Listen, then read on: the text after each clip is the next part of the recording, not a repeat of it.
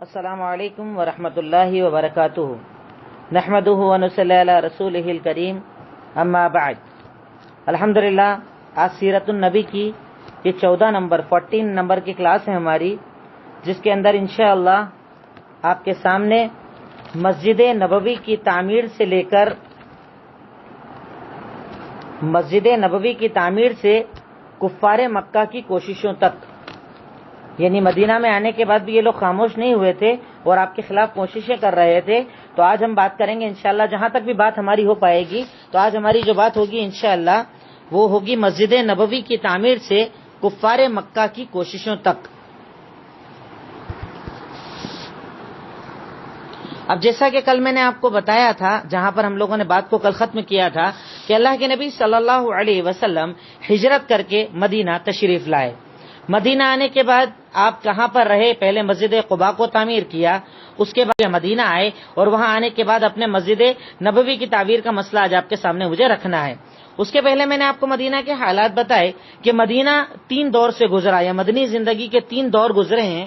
پہلا دور تھا اسلامی سوسائٹی کا بنانا یا وجود دینا، دوسرا دشمنوں سے صلح کرنا، تیسرا ساری دنیا کے اندر اسلام کے پیغام کو عام کرنا یا وفود کو بھیجنا.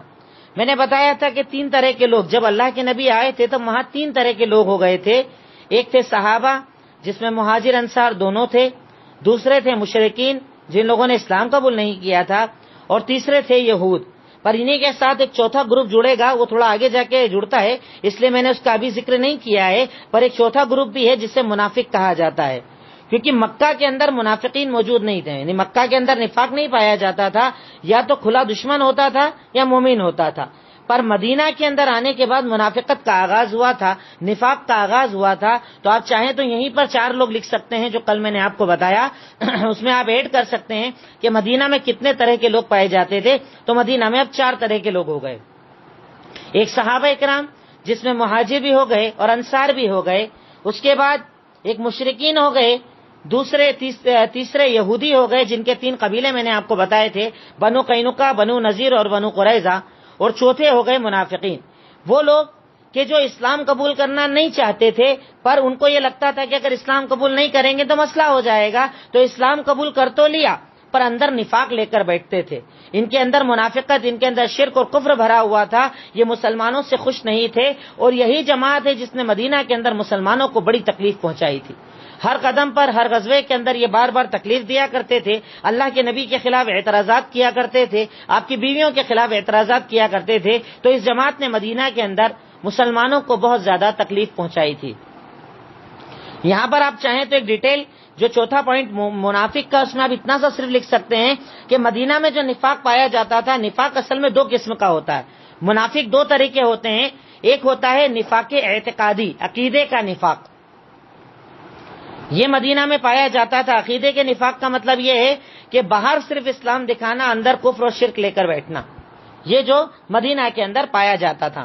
اور ایک ہوتا تھا نفاق عملی، عمل کا نفاق پایا جانا. وہ نفاق کئی لوگوں کے اندر ہوتا ہے، جیسے بولے تو جھوٹ بولے، وعدہ کر کے پورا نہ کرے، لڑائی جھگڑوں پر گالیاں دے، امانتوں میں خیانت کرے. یہ والا نفاق تو کئی لوگوں میں پایا جاتا ہے، آج ہمارے یہاں بھی پایا جاتا ہے. پر وہ نفاق جو اصل مدینہ کا بتانے کا مقصد ہے، یا مدینہ میں جب بھی میں آپ کے سامنے منافق کا ورڈ بولوں گا تو آپ اس سے وہی منافق سمجھیے گا جس کے اندر اعتقادی نفاق یا عقیدے کا نفاق پایا جاتا تھا. اب اس کے بعد میں بات اپنی اسٹارٹ کرتا ہوں، شروع کرتا ہوں. مسجد نبوی کی تعمیر.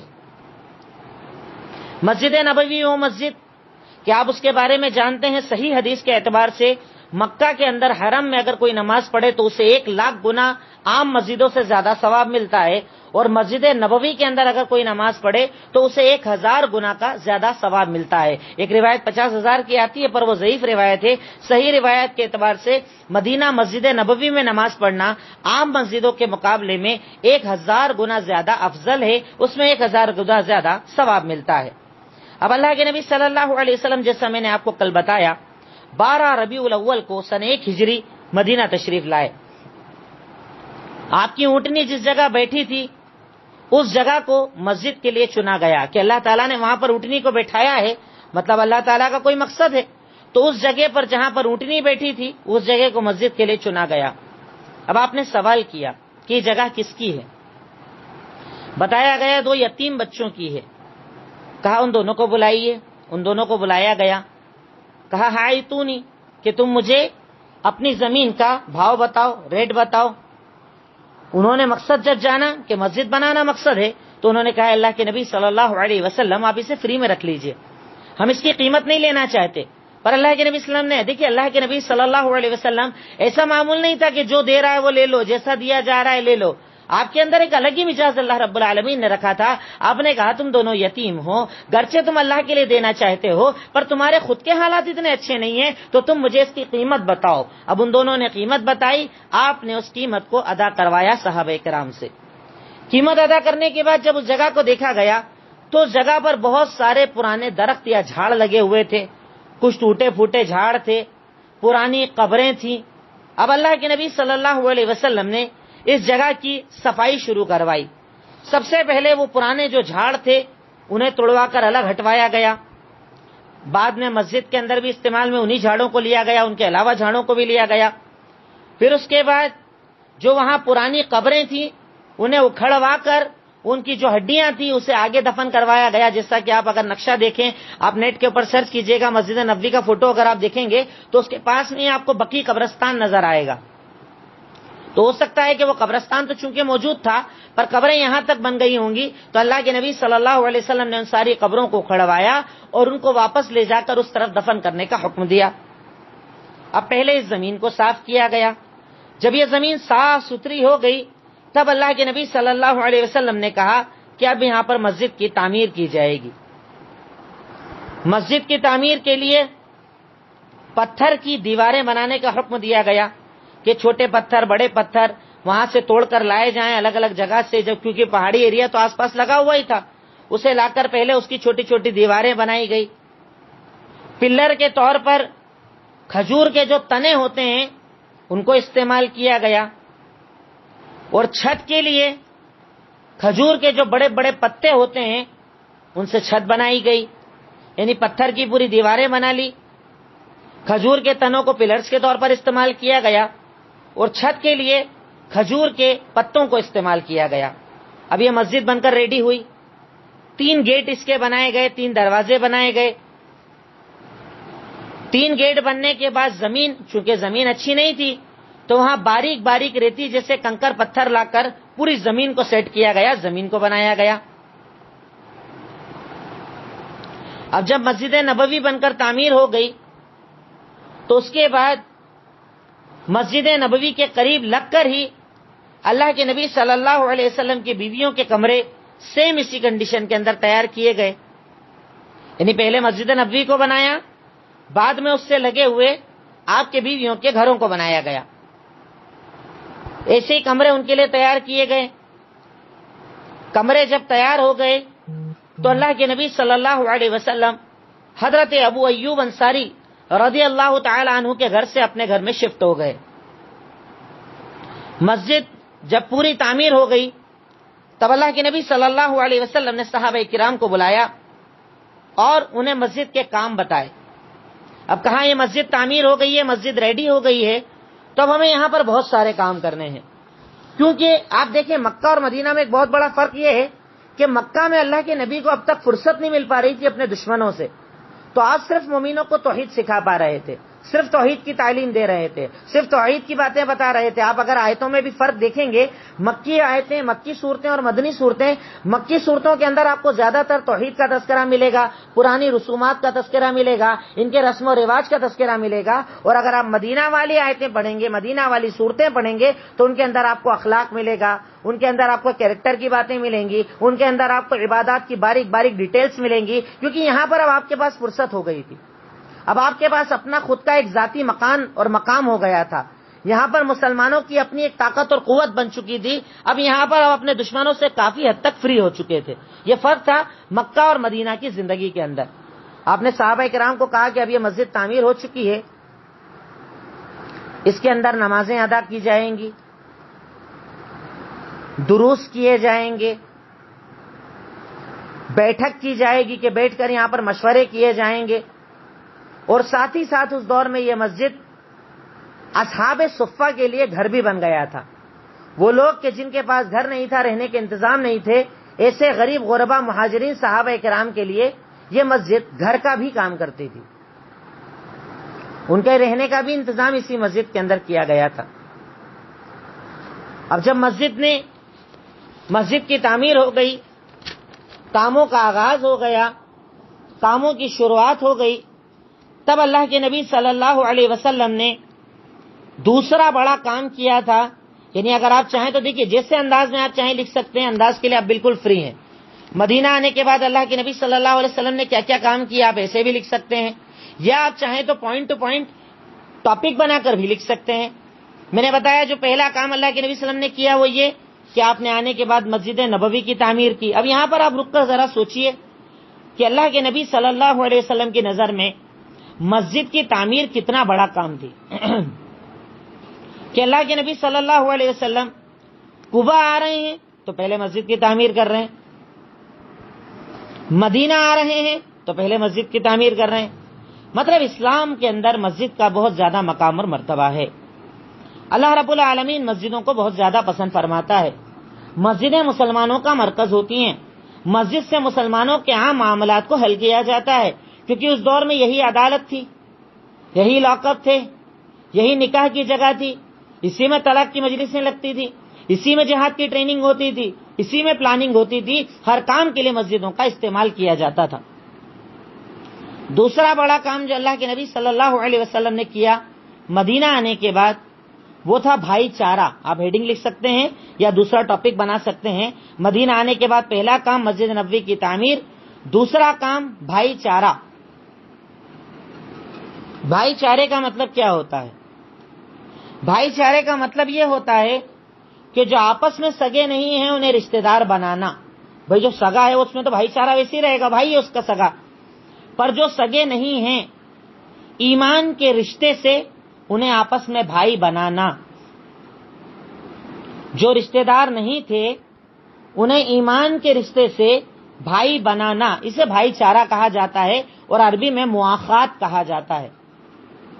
اب اللہ کے نبی صلی اللہ علیہ وسلم جب مسجد نبوی کی تعمیر سے فارغ ہو گئے، مسجد نبوی کی تعمیر اپنے آپ میں کہ نہیں بہت بڑا معاملہ تھی، اور اگر آپ چاہیں تو نیٹ پر ایک پوری آپ کو ویڈیو ملے گی مسجد نبوی کی تعمیر، اس میں تب سے لے کر اب تک یعنی جتنی بھی تعمیرات ہوئی ہے اس کی آپ کو ڈیٹیل ملے گی انشاءاللہ۔ وقت ابھی تو چونکہ وقت کے میں بول رہا تھا وقت ملے گا، ابھی تو وقت کام ہی کیا ہے آپ کے پاس، تو آپ چاہیں تو ضرور اسے دیکھ سکتے ہیں۔ بڑی پیاری وہ ویڈیو بنی ہوئی ہے اور اس کے اندر جب آپ دیکھیں گے تو آپ کو پتا چلے گا اللہ کے نبی صلی اللہ علیہ وسلم کے دور کے اندر مسجد کیسی تھی، بعد میں کب یہ بڑی ہوئی، کیسے اس کی توسیع ہوئی۔ نیٹ پر اویلیبل ہے، یوٹیوب پر بھی اویلیبل ہے۔ اب اس کے بعد اللہ کے نبی صلی اللہ علیہ وسلم نے مواخات یا بھائی چارہ کروایا، جو سگے نہیں تھے انہیں رشتہ دار بنوایا۔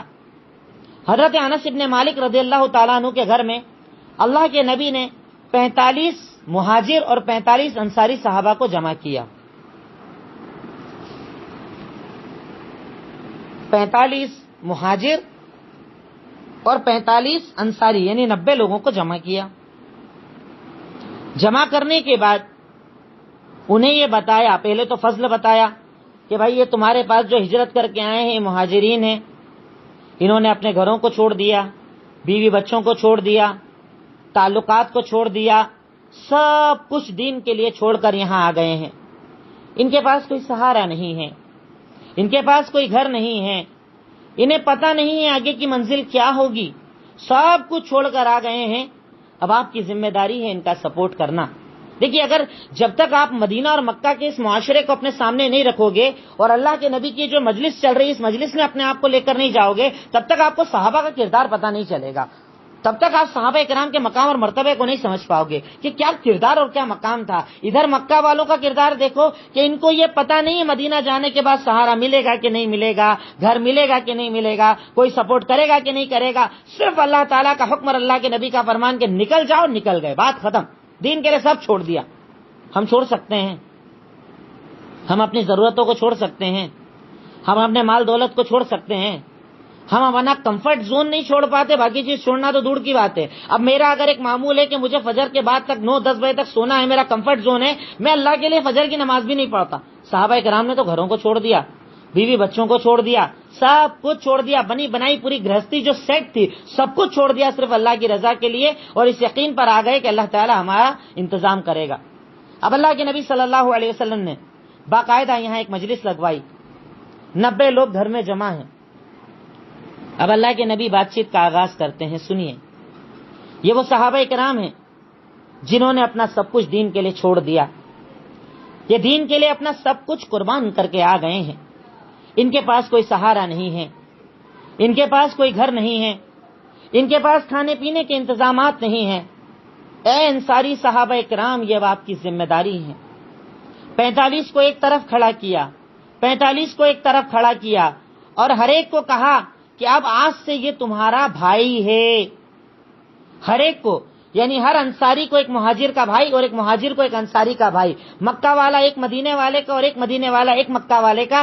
آپس میں پہلے کوئی رشتہ موجود نہیں ہے, کوئی تعلقات موجود نہیں ہے, کوئی خاندانی خون کے رشتے نہیں ہیں, صرف اسلام کی بنیاد پر اللہ کے نبی نے کہا اب آج سے یہ مکہ والا تیرا بھائی ہے. اور بھائی کیسا ہے؟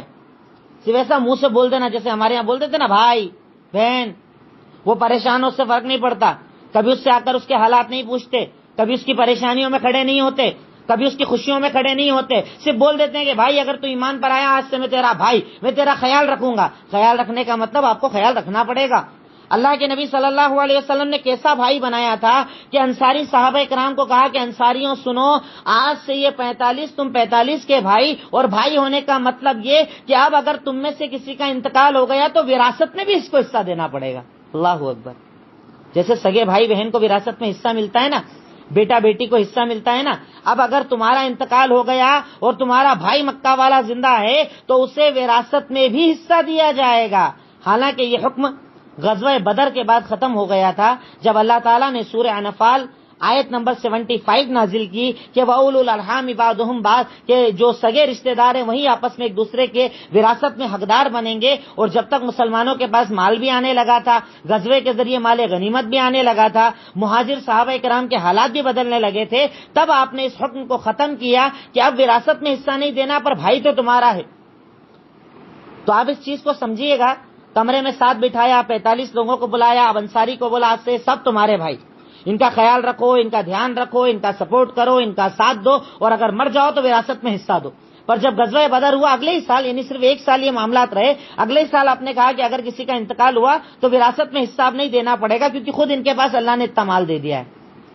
اس دور میں انصاری صحابہ اکرام نے اپنی سخاوت کے, اپنی رحم دلی کے, مومنوں کے ساتھ اپنی مدد کے کئی تصویروں کو پیش کیا جس کو آج تک ہم تصور نہیں کر سکتے کہ اللہ تعالیٰ نے انہیں کیا مقام دیا تھا, کیا مرتبہ عطا کیا تھا, کیا دل دیے تھے, کیا جذبہ دیا تھا. کہ آج دیکھیں نا ہمارے یہاں حالات کیسے بنے ہوئے ہیں, پورا ملک بھکمری کا شکار ہے, غریبوں کے حالات خراب ہے, میڈیم کلاس آدمی پریشان ہے, میرے پاس پیسہ رکھا ہے, سامان رکھا ہے, استطاعت ہے, طاقت ہے, اس کے بعد بھی میرا دل دینے کا نہیں.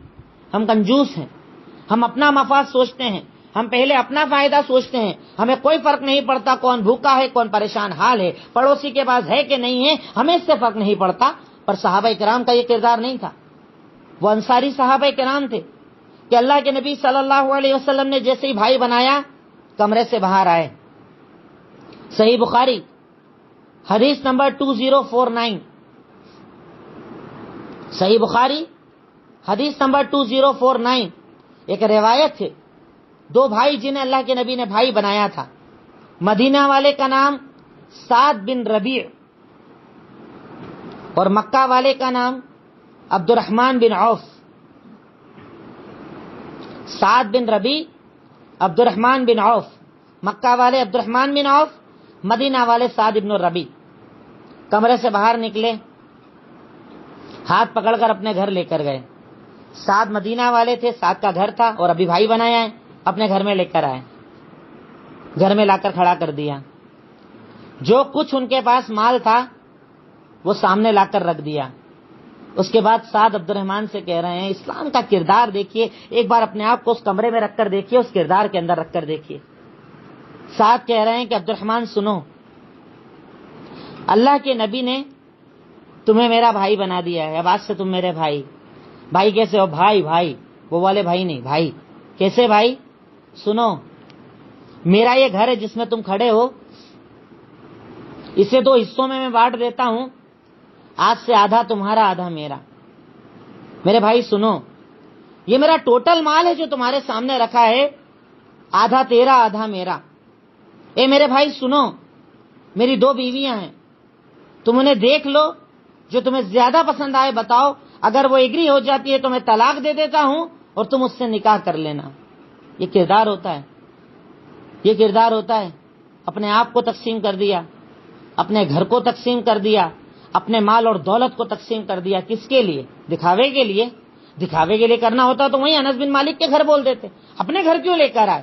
مقصد تھا اللہ کی رضا، مقصد تھا اللہ کو راضی کرنا، کہ اگر اللہ کے نبی نے اسے میرا بھائی بنا دیا ہے تو اب یہ میری ذمہ داری ہے، اس کا خیال رکھنا میری ذمہ داری ہے، اس کی ضرورتوں کو پورا کرنا میری ذمہ داری ہے۔ منہ بولی بات نہیں ہے، عمل کرنے والی بات ہے۔ صحابہ کرام عمل کرتے تھے، ہم لوگ منہ سے بولتے ہیں، بہت زیادہ بولتے ہیں، اور صحابہ کرام عمل کرتے تھے۔ ہاتھ پکڑ لیا بھائی کا، بولا بھائی سون، یہ گھر تیرا میرا، یہ مال تیرا میرا، سب کچھ اپن آپس میں بانٹ کر رہیں گے۔ پر صحابہ کرام کا یہ کردار تھوڑی تھا۔ وہ مہاجر بڑے خوددار لوگ تھے، وہ مکہ والے بھی بڑے خوددار لوگ تھے، وہ ایسے سب کچھ لینے والے تھوڑی تھے۔ انہوں نے کہا نہیں، اللہ تیرے مال میں برکت دے، تیرے گھر میں برکت دے، تیرے پیسے میں برکت دے، تیرے تجارت میں برکت دے، مجھے تو صرف مارکیٹ بتا دے، مارکیٹ کدھر ہے، میں کچھ خریدی بکری کا کام کر لوں گا اور میرا گھر چل جائے گا، مجھے ضرورت نہیں ہے کہ تو اپنا مال اپنا گھر مجھے تقسیم کرے۔ پر آپ سوچئے نا کہ اس صحابی نے تو بول کر اپنا عمل پورا کر لیا، جنت کا حصول کر لیا انشاءاللہ۔ صحابہ کرام مدینہ والے بولتے ہیں اللہ کے نبی سے، صحیح بخاری ہی کی حدیث نمبر 2293، صحابہ کرام نے کہا اے اللہ کے نبی صلی اللہ علیہ وسلم، ہم مدینہ والے ہیں، ہمارا کاروبار کھجور کا ہے، ہمارے کھجور کے درخت ہیں، ایسا کیجئے جب ہمارے بھائی بن گئے ہیں نا تو اب ایسا کیجئے کہ ہمارے جتنے بھی باغ ہیں انہیں بھی آپس میں بانٹ دیجئے۔ کیا کردار ہے، اللہ اکبر! ہمارے جتنے باغ ہیں، یعنی ہمارا ٹوٹل کاروبار، ہمارا ٹوٹل بزنس جس پر ہماری زندگی چل رہی ہے، ہمارا پیسہ، ہماری دولت، اے اللہ کے نبی صلی اللہ علیہ وسلم وہ سارے باغ کو لائیے اور یہاں پر ان کے سامنے اسے تقسیم کر دیجئے، یعنی سارے باغ بھی بانٹ دیجئے ہمارے۔ اللہ کے نبی نے ان کا کردار دیکھ کر کہا کہ نہیں، باغ تمہارا جیسا ہے ویسا رہے گا، بس جب کھیتی کے بعد فصل آئے تو اس میں سے مال انہیں بھی دے دیا کرنا۔ اللہ اکبر!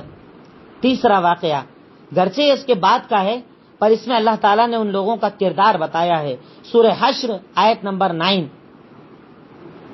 سورہ حشر آیت نمبر 9، اللہ تعالیٰ اس کے اندر انصاری صحابہ کرام کا مقام اور مرتبہ بتاتے ہوئے ارشاد فرماتا ہے کہ والذین تبوؤا الدار والایمان من قبلہم یحبون من ہاجر الیہم۔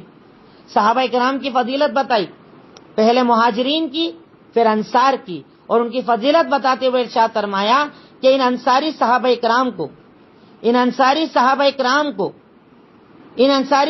کرام کا کیا معاملہ ہے۔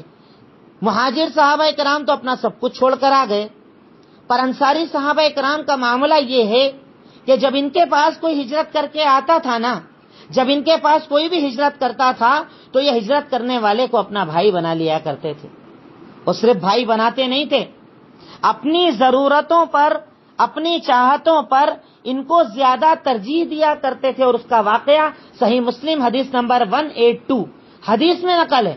اللہ تعالیٰ نے ان کی ایثار، ان کی فضیلت، ان کے دینے کے جذبے کو اللہ تعالیٰ نے سورہ حشر آیت نمبر 9 صحیح مسلم حدیث نمبر 182 کے اندر ذکر کرتے ہوئے ارشاد فرمایا۔ ایک مرتبہ اللہ کے نبی صلی اللہ علیہ وسلم کے پاس مدینے میں ایک مہمان آتا ہے۔ مہمان آ کر کہتا ہے، مہمان کو جب آپ نے دیکھا تو پوچھا کھانے کا انتظام کیا جائے۔ آپ نے اپنے گھر میں خبر پہنچائی گھر میں کھانا ہے؟ کہا کھانا نہیں ہے گھر کے اندر، کچھ بھی آج کھانا موجود نہیں ہے۔ اب اللہ کے نبی صلی اللہ علیہ وسلم کہتے ہیں کہ میرے اس مہمان کو کون اپنے گھر لے کر جائے گا اور کھانا کھلائے گا؟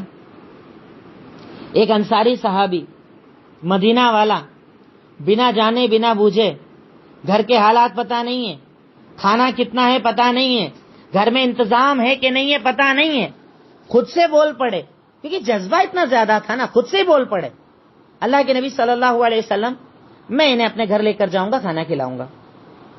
صحابی کو مسجد میں بٹھایا، اپنے گھر میں آئے اور بیوی سے سوال کیا، بتاؤ گھر میں کتنا کھانا ہے؟ کہا کھانا تو کم ہے۔ کہا کتنا ہے؟ کہا یا تو بچے پیٹ بھر کر کھا لیں گے، ان کا پیٹ بھر جائے گا، یا میں کھا لوں تو میرا پیٹ بھر جائے گا، یا آپ کھا لو تو آپ کا پیٹ بھر جائے گا۔ صرف تصور کر کے دیکھیے اس کردار کو۔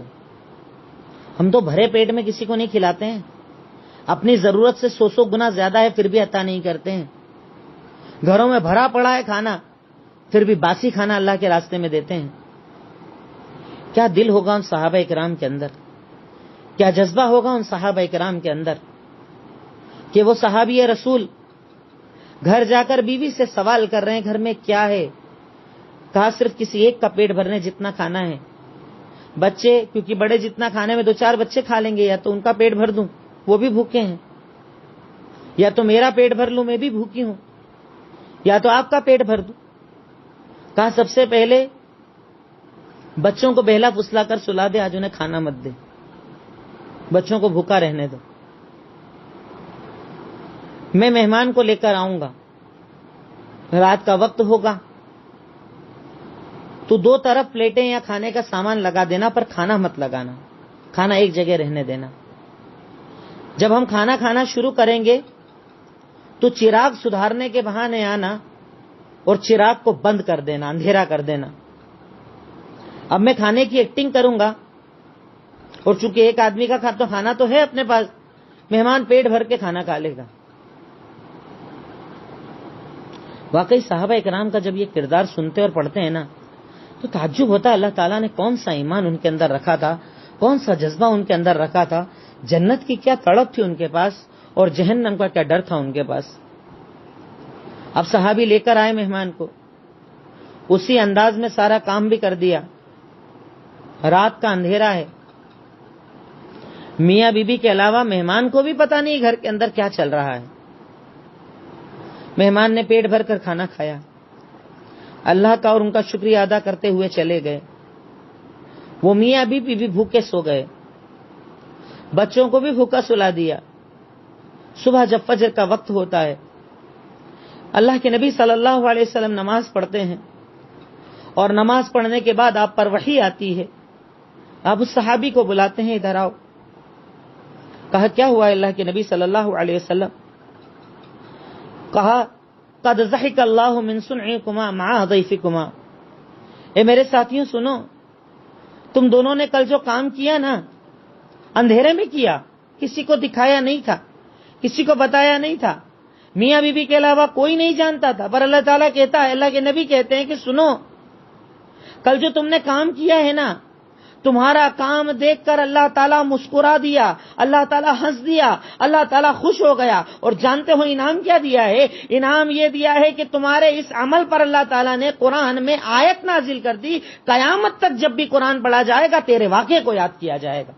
یہ نیکی کا صلہ ہوتا ہے، یہ نیکی کا صلہ ہوتا ہے کہ آدمی نیکی کرے اللہ کے لیے اور چھپا کر رکھے تو اللہ اس کو ظاہر کرنے والا ہوتا ہے، اور ہم 1 روپیہ دے کر 1000 دکھاتے ہیں لوگوں کو تاکہ دنیا کو پتا چل جائے ہم نے کیا عطا کیا۔ اور وہ صحابی نے جب عمل کیا اندھیرے کے اندر، اللہ کو دکھانا مقصد تھا، اللہ نے انعام یہ دیا کہ قرآن میں آیت نازل کر دی، یؤثرون علی انفسہم ولو کان بہم خصاصہ، کہ وہ اپنے سے زیادہ دوسروں کو ترجیح دیتے ہیں، خود نقصان اٹھا لے پر دوسروں کی ضرورت پورا کرتے ہیں۔ اللہ نے انہیں یہ انعام دیا کہ ان کے بارے میں قرآن میں پوری آیت نازل فرما دی۔ یہ انعام ہوتا ہے اللہ کی طرف سے، یہ اکرام ہوتا ہے اللہ کی طرف سے۔ تو اللہ رب العالمین ان کا کردار، ان کا عمل قرآن کے اندر بتاتا ہے۔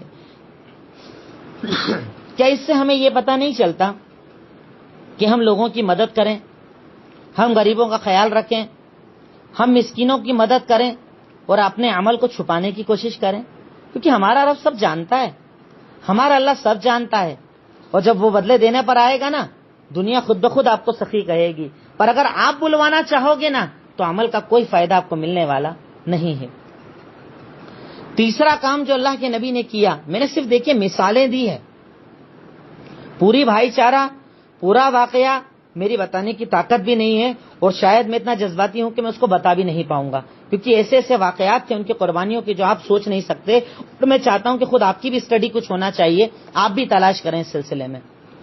اس کے بعد تیسرا عمل جو اللہ کے نبی نے کیا وہ مسلمانوں کے درمیان معاہدہ کروایا. پہلے مسجد نبوی کی تعمیر، پھر بھائی چارہ، پھر مسلمانوں کے درمیان معاہدہ. کہ اب آپ کو ایک معاہدے کے تحت رہنا ہے، آپ دونوں کے بیچ میں ایک معاہدہ رہے گا، ایک ایگریمنٹ ہوگا. اس ایگریمنٹ کے تحت آپ کو زندگی گزارنا ہوگی. نارمل ایگریمنٹ ہے، آپ چاہیں تو اس کو پوائنٹس کی شکل میں بھی سمجھ سکتے ہیں. جو اللہ کے نبی صلی اللہ علیہ وسلم نے ان کو کروایا، جس کا مقصد تھا، چونکہ میں نے آپ کو پہلے بتایا کہ عربیوں کے اندر تعصب بہت زیادہ پایا جاتا تھا. میرا قبیلہ، تیرا قبیلہ، یہ میرے والا، یہ تیرے والا، یہ بہت زیادہ پایا جاتا تھا. ہمارے ہاں تو نہیں پایا جاتا نا ایسا. شیخ الگ، خان الگ، پٹھان الگ، مغل الگ، ہم تو رنگریز ہیں، ہم تو کسیرا برادری سے ہیں، ہم تو چھپا برادری سے ہیں. الگ الگ جو یہ برادریاں بنا رکھی ہیں نا، جس کے نام پر آج ہمارے یہاں پر بھی تعصب ہوتا ہے کہ پہلے مدد اپنے والے کی. یہ اسلام نے کبھی پسند نہیں کیا. اسلام کہتا ہے مدد ایمان کی بنیاد پر ہوتی ہے، شادی ایمان کی بنیاد پر ہوتی ہے، تعلقات رشتہ داری ایمان کی بنیاد پر ہوتی ہے. اگر ایمان والا ہے تو اس کا سب کچھ قبول شریعت کرتی ہے. اللہ کے نبی نے یہ معاہدہ مسلمانوں کے درمیان کروایا تھا. تیسرا عمل، اس میں پہلی بات یہی سکھائی کہ مسلمان ایک امت ہے. مسلمان ایک امت ہے، یعنی اس کے درمیان کوئی فرق نہیں ہے. نہ کالا گورا، نہ بڑا چھوٹا، نہ ناٹا لمبا، نہ قبیلہ، نہ خاندان، نہ عربی، نہ عجمی. اسلام کے اندر تم سب ایک ہو، تم سب ایک ہو. جس نے کلمہ پڑھ لیا وہ تمہارا بھائی، تمہاری بہن. تمہارے درمیان کوئی اونچ نیچ نہیں ہے. اسلام اونچ نیچ کے خلاف ہے نا. ہم یہی لوگوں کو تعلیم دیتے ہیں نا. ہم لوگوں کو بولتے ہیں نا کہ آپ کے مذہب کے اندر تو 4 طبقے پائے جاتے ہیں، بڑا یہ ہوتا ہے، چھوٹا وہ ہوتا ہے، الگ الگ سسٹم پایا جاتا ہے. ہمارے اسلام میں تو نہیں ہے، پر کیا حقیقت میں ہم اس پر عمل کرتے ہیں؟ اسلام میں نہیں ہے، یہ بات سچ ہے. اسلام میں کچھ نہیں ہے، یقیناً اسلام میں نہیں ہے. پر کیا ہم لوگ ایسا مانتے ہیں؟ ہمارے ہاں تو آج بھی نکاح کے لیے خاندان پہلے ہونا، یہ والا ہونا، وہ والا ہونا. یہ تو ہمارے والے نہیں ہیں، یہ تو ہمارے خاندان کے نہیں ہیں، یہ تو ہماری برادری کے نہیں ہیں. اللہ کے نبی نے سب سے پہلی چیز یہی ختم کی تھی. آ کر پہلی شرط یہی رکھی تھی کہ مسلمان ایک امت ہے. دوسری چیز سکھائی، مہاجرین جیسے پہلے اپنے عمل کرتے تھے ویسے کریں گے، انصار جیسے کرتے تھے ویسا کریں گے. یعنی ان کے معاملات میں کوئی چینجز نہیں آئیں گے. جیسے زندگی گزارتے تھے ویسے ہی زندگی گزاریں گے. ایسا نہیں کہ اسلام آنے کے بعد آپ کے زندگی گزارنے کے پیٹرن بھی چینج کیے جائیں گے. ہاں، توحید پر آنا ہے، اللہ کو ایک مانا ہے، عبادتیں کرنا ہے، پر نارمل جو لائف آپ پہلے جیتے تھے وہی لائف آپ کو جینا ہے. مہاجر اپنے اعتبار سے، انصار اپنے اعتبار سے. تیسری چیز سکھائی کہ یہ لوگ آپس میں ایک دوسرے پر ظلم نہیں کریں گے.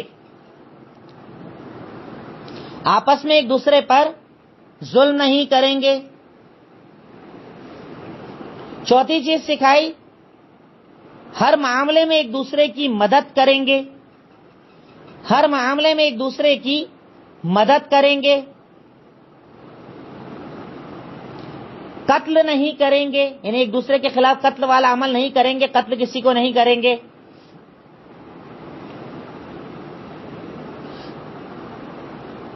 کسی کافر کی مسلمان کے خلاف مدد نہیں کریں گے. یعنی اگر کوئی کافر ہے مہاجر پہ حملہ کرنے آ جائے، انصاری پر حملہ کرنے آ جائے تو اس کا سپورٹ نہیں کریں گے. یعنی کافر کی مسلمان کے اوپر مدد نہیں کریں گے. ایک دوسرے کے مال کی حفاظت کریں گے. ایک دوسرے کے مال کی حفاظت کریں گے. اور جو بھی ان کے ساتھ ایگریمنٹ میں ہیں، جیسا انصاری ان کو مانتے ہیں ویسے مہاجر مانیں گے. جیسے وہاں پر یہود بھی رہتے تھے تو یہودیوں کے پرانے بھی کچھ ایگریمنٹ تھے، آپ نے بعد میں بھی ایگریمنٹ کیے تھے، تو یہودیوں کے ساتھ جیسا سلوک انصار کا ہے ویسے ہی مہاجر بھی رکھیں گے. یہودیوں کے ساتھ جو سلوک انصار کا ہے وہی مہاجر بھی رکھیں گے. یعنی ایسا نہیں کہ انصاری تو مانے گا ایگریمنٹ کو اور مہاجر نہیں مانے گا، سب کو اس ایگریمنٹ کو ماننا پڑے گا. یہ کچھ بنیادی پوائنٹ میں صرف آپ کو بتا رہا ہوں، بنیادی چیزیں، بیسک چیزیں. اب اس کے بعد اس معاہدے کے پیچھے جو آپ کا مقصد تھا، ان کی اخلاقی تربیت کرنا. جو میں نے آپ کو پہلے بتایا نا کہ اللہ کے نبی صلی اللہ علیہ وسلم نے مدینہ آنے کے بعد اخلاق، کیریکٹر، کردار پر صحابہ اکرام کے بہت محنت کی تھی، کیونکہ مکہ میں تو وقت ملا نہیں تھا، وہاں تو معاملات الگ چل رہے تھے، وہاں تو صرف توحید کو بچانا تھا، توحید کی بات کرنا تھا. پر اللہ کے نبی صلی اللہ علیہ وسلم نے یہ معاہدہ کروا کر کیا مقصد حاصل کیا، یا اس معاہدے کے ذریعے وہ مسلمانوں کو کیا سکھانا چاہتے تھے؟ کچھ حدیثیں میں صرف آپ کے سامنے رکھتا ہوں کہ اس معاہدے کا مقصد تھا اخلاق، آداب، بھائی چارہ. یا ان معاہدوں کا فائدہ کیا ہوا؟ آپ ایسے بھی لکھ سکتے ہیں کہ اس معاہدے کا مقصد کیا تھا، یا اس معاہدے سے فائدہ کیا ہوا؟ تو مسلمانوں میں آیا اخلاق، آداب، بھائی چارہ، یعنی ان کے اندر جو ایک مورل ویلیوز ہونا چاہیے وہ پیدا ہو گئی. کچھ حدیثیں میں آپ کے سامنے ذکر کر دوں جو اللہ کے نبی نے مدینہ کے اس معاشرے میں انہیں سکھانا شروع کی تھی. جیسے صحیح بخاری کی حدیث نمبر 12، صحیح بخاری کی حدیث نمبر 12، اللہ کے نبی نے ارشاد فرمایا ای الاسلامی خیر. ایک آدمی نے سوال کیا کون سا اسلام سب سے اچھا ہے؟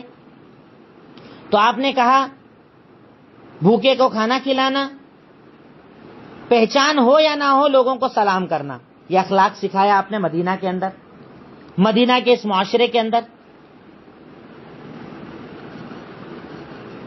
دوسری حدیث صحیح سنن ترمذی حدیث نمبر 2485، سنن ترمذی حدیث نمبر 2485. فائدے ملے جو وہ یہ کہ اللہ کے نبی صلی اللہ علیہ وسلم نے ارشاد فرمایا افشوا السلام، افشوا السلام وطعموا الطعام وصلوا الارحام وصلوا باللیل والناس نیام تدخلوا الجنۃ بسلام. سلام کو عام کرو، بھوکوں کو کھانا کھلاؤ، رشتہ داریاں جوڑو، اور جب رات کو لوگ سو رہے ہوں تب نمازیں پڑھو. اگر یہ عمل کرو گے تو ایزیلی جنت کے اندر چلے جاؤ گے. دیکھیے یہ اخلاق سکھایا جا رہا ہے، آداب سکھائے جا رہے ہیں. اس معاہدے کا مقصد تھا ان کے ویلیوز کو زندہ کرنا، ورنہ یہی تو وہ عرب تھے جنہیں پہلے لوگ بدو کہتے تھے، دیہاتی کہتے تھے. میں نے آپ کو دیکھیے، میں نے اس سے پہلے کہا بھی تھا کہ جو بھی میں آپ کو بتا رہا ہوں نا کہیں وہ چیزیں آپس میں کنیکٹڈ رہے گی. میں نے عرب کے حالات آپ کو پہلے بتائے تھے کہ ان کے یہاں پر معاملات کیسے تھے، قتل کر دینا، ایک دوسرے کو مارنا، لوٹنا، بچیوں کو زندہ دفن کرنا، آپس میں تعلقات نہ رکھنا، قبیلے کے قبیلے لڑائی جھگڑے کرنا. یہ اخلاق پیدا کیے اللہ کے نبی نے، تب ان کے اندر وہ چینجز آئے کہ کہا سلام کو پھیلاؤ، بھوکوں کو کھانا کھلاؤ، رشتہ داریاں جوڑو، جب رات کو لوگ سو رہے ہوں تب نمازیں پڑھو، اور اگر یہ عمل کرو گے تو جنت میں چلے جاؤ گے. پڑوسی کا حق بتایا. صحیح مسلم حدیث نمبر 46، صحیح مسلم حدیث نمبر 46، اللہ کے نبی نے ارشاد فرمایا لا يدخل الجنت من لا يأمن جارہ بوائقہ. تم میں سے کوئی تب تک جنت میں نہیں جا سکتا، یا وہ انسان جنت میں جا ہی نہیں سکتا جس کا پڑوسی اس کی تکلیفوں سے پریشان ہو. یعنی وہ پڑوسی کو پریشان کرتا ہو، گالیاں دے، پریشان کرے، پانی گرائے، کچرا گرائے، اس کے گھر کے آگے کچرا ڈال دے. کوئی بھی تکلیف کی قسم اگر آپ پڑوسی کو دیتے ہو تو آپ جنت کے اندر نہیں جاؤ گے. اصول بتایا. صحیح بخاری حدیث نمبر 13، اصول بتایا لا یؤمن احدکم حتی یحب لاخیہ ما یحب لنفسہ، کہ تم میں سے کوئی اس وقت تک مسلمان نہیں ہو سکتا جب تک کہ اپنے بھائی کے لیے وہ چیز پسند نہ کرے جو خود کے لیے پسند کرتا ہے. یعنی تمہارا کوئی بھی مومن بھائی ہو اس کے لیے غلط پسند مت کرو، اسے تکلیف مت دو، اسے پریشان مت کرو. تو اگر آپ بنیادی طور پر چاہیں تو آپ صرف پوائنٹس اگر لکھنا چاہیں تو اتنا لکھ سکتے ہیں. حدیثیں تو ڈھیر ہیں، میں بتاتا رہوں گا، وقت ختم ہوتا رہے گا، نہ جانے کتنی کلاسیں اخلاق پر لگ جائیں گی. تو آپ بیسک اگر پوائنٹس چاہیں تو لکھیں کہ ان معاہدوں کے فائدے کیا ہوئے. مومنوں کا اخلاق اچھا ہو گیا، صبر کرنا آ گیا، بہادر ہو گئے، صدقہ و خیرات کرنے والے بن گئے، حقوق پورے کرنے والے بن گئے. حقوق میں سب کا آ گیا, ماں باپ کا, پڑوسی کا, تعلقات کا, سب کا آ گیا. حقوق پورے کرنے والے بن گئے, رشتہ داریاں جوڑنے والے بن گئے, سخاوت آ گئی. سخاوت, دل بڑا ہو گیا, مطلب اللہ کے راستے میں دینے والے بن گئے, دلوں کو صاف کرنے والے بن گئے.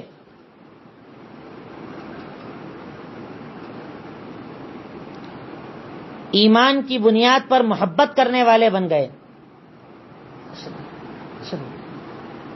ایمان کی بنیاد پر محبت کرنے والے بن گئے. یہ کچھ یعنی میں صرف آپ کو ان کے پوائنٹس بتا رہا ہوں, کیونکہ اگر ایسے آپ اخلاق دیکھیں گے تو نہ جانے کتنے اخلاق آپ کو ملیں گے. اور میں چاہتا ہوں کہ ایسا کریں, آپ آج کی جو ہیڈنگ تھی ہماری, جو میں نے شروع میں بتائی تھی, اس ہیڈنگ میں ذرا سا آپ چینج کر لیں. مسجد نبوی کی تعمیر سے مسلمانوں کے بیچ ایگریمنٹ تک یا معاہدے تک, کیونکہ یہیں تک ہماری بات ہوئی ہے. اور ایسا کریں ہر بار اپن انشاءاللہ کلاس کے اینڈ میں اپن ٹاپک لکھ لیا کریں گے, کیونکہ بات جہاں تک پوری ہوگی وہیں تک کا ٹاپک بنایا کریں گے انشاءاللہ. تو مسجد نبوی کی تعمیر سے مسلمانوں کے بیچ معاہدے تک. اب آپ کے سامنے, آج آپ کے سامنے جو میں نے باتیں ذکر کی, اس میں اللہ رب العالمین نے جو تذکرہ, جو اللہ کے نبی صلی اللہ علیہ وسلم کے جو سیرت کے تعلق سے میں نے تذکرہ کیا, مسجد نبوی کی تعمیر کیسے ہوئی, اس کی تعمیر کیسے بنایا گیا, پاس میں آپ کے کمرے بنائے گئے, مسجد کے کام کیا کیا تھے. پہلا کام آپ نے یہ کیا, اس کے بعد آپ نے جو عمل کروایا وہ تھا بھائی چارہ. مسلمانوں کے درمیان بھائی چارہ کروایا, انہیں ایک دوسرے کا بھائی بنوایا. اس میں 3 مثالیں میں نے آپ کے سامنے رکھی. پھر اس کے بعد مسلمانوں کے بیچ معاہدہ, ایگریمنٹ آپ نے کروایا کہ کیسے ایک دوسرے کا خیال رکھنا ہے, کیسے ایک دوسرے کے معاملات کو پورا کرنا ہے. وہ کچھ چیزیں میں نے آپ کے سامنے ذکر کی. پھر میں نے آپ کو بتایا کہ اس مدنی معاشرے کے اندر مسلمانوں کو کیا کیا فائدے حاصل ہوئے, ان کے اخلاق میں کیا کیا تبدیلیاں آئیں. ان چیزوں کا تذکرہ میں نے آپ کے سامنے کیا. کل انشاءاللہ آپ کے سامنے یہودیوں سے جو معاہدے کیے تھے اس کا تذکرہ آئے گا, کفار نے آپ کے خلاف کیا کوششیں کی اس کا آئے گا, جہاد کی اجازت کیسے دی گئی اس کا تذکرہ آئے گا, اور اس کے بعد ابو سفیان کا تجارت کا قافلہ لے کر نکلنا, جس کے بعد غزوہ بدر ہوئی تھی, ان چیزوں کا تذکرہ انشاءاللہ آپ کے سامنے آئے گا. اللہ تعالی ہمیں کہہ کر اور آپ کو سن کر عمل کرنے کی توفیق عطا فرمائے. السلام علیکم ورحمۃ اللہ وبرکاتہ.